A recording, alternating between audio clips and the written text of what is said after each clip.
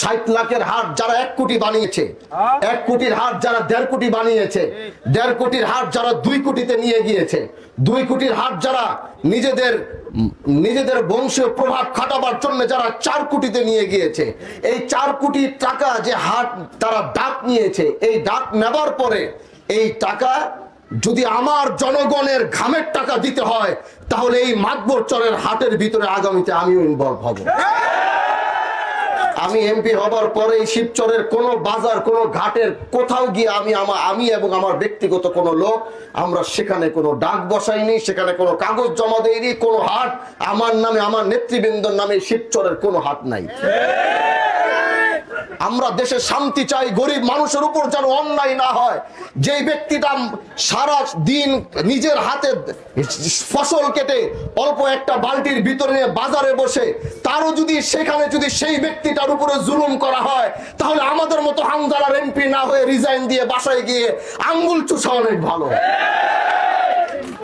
প্রিয় ভাইরা আমার, সময় এসেছে, 3 মাস হয়েছে।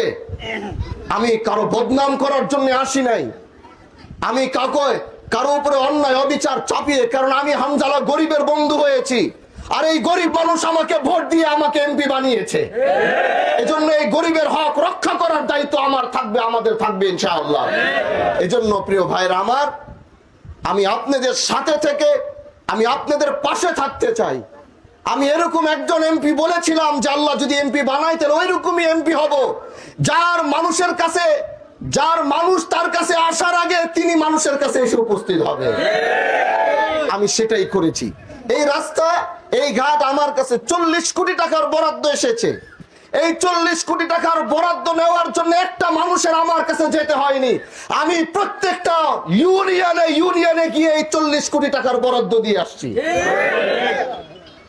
5 কোটি 5.5 কোটি টাকার মসজিদ মন্দির এসেছে।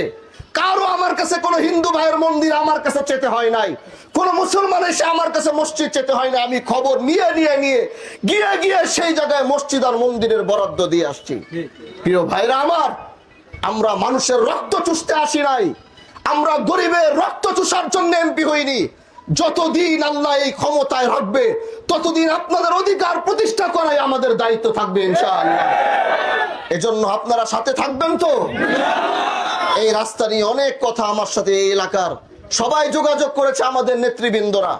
আমি এই রাস্তার প্রকল্পটি আমার সেই প্রজেক্টের ভিতরে আমি দিয়েছি ইনশাআল্লাহ। আপনাদের এই রাস্তাও হবে, এখান থেকে সামনে গিয়ে ব্রিজও হবে, সেই ব্রিজ থেকে চর জানাজাতের মানুষের রাস্তাও হবে, তাদের ব্রিজও তারা পাবে ইনশাআল্লাহ। আমি জাতীয় সংসদে চর জানাজাতের কথা বলেছি, আপনারা শুনেন নাই? আমার অবহেলিত এলাকা সেটা, এই মাতবর চর থেকে কাছে, ওই পারে এখান থেকে কাছে, সেই এলাকার মানুষের বড় কষ্ট হয়। আল্লাহ যদি বাঁচিয়ে রাখে, আমি সে আওয়াজ তুলেছি। সেই ব্রিজ প্রকল্প কিভাবে আনতে হয়, সেটি বড় প্রজেক্ট, সেটাও আমি দায়িত্ব নিয়েছি ইনশাআল্লাহ। আমি সেটা করার চেষ্টা করব।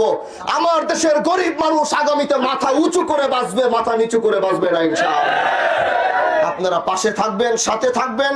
আপনাদেরকে নিয়ে এই শিবচর গড়ব, এই শিবচরের সমস্ত অন্যায় অবিচার রুখে দিব। আপনাদেরকে সাথে নিয়েই সমস্ত চাঁদাবাজি আগামীতে ইনশাআল্লাহ যতটুকু এখনো চলছে, গ্যারান্টি দিয়ে যাচ্ছে এতটুকু আগামীতে চলবে না। আমরা শিবচরকে মাদক মুক্ত করার জন্য দেখেছেন, আমি নিজে অভিযান করছি। যেখানে মাদক ব্যবসায়ী পাবেন সেখানেই মাদক ব্যবসায়ী ধরবেন। আগামীতে মাতবর চরে কোনো মাদক ব্যবসায়ী থাকতে পারবে না, থাকতে দেওয়া হবে না। তাদেরকে এলাকা থেকে ধরে যখন চালান করব, সব জায়গায় বলে দিচ্ছি, জামিনটা তো খুব সহজ, নিয়ে আসে, জামিন নিয়ে আসবে। এলাকার চেয়ারম্যান, মেম্বার সবাইকে বলে দিচ্ছি, তাদেরকে অবাঞ্ছিত ঘোষণা, আমাদের অনুমতি ছাড়া তারা কেউ এলাকাতে আসতে পারবে না, নিজের বাড়িতে থাকতে পারবে না। ভালো না হয়ে আগামীতে আর কেউ এলাকা আসতে পারবে না। বাবা হয়ে আমাকে সহযোগিতা করেন, ভাই হয়ে আমাকে সহযোগিতা করেন, মা হয়ে আমাকে সহযোগিতা করেন একটু ইনশাআল্লাহ। আমরা একসাথে ন্যায় এবং ইনসাফের যে স্লোগান আমি দিয়েছিলাম নির্বাচনের আগে, সেই পথেই আমরা হাঁটতে চাই, সেই পথেই আমরা চলতে চাই। আমার জন্য খাস করে দোয়া করবেন।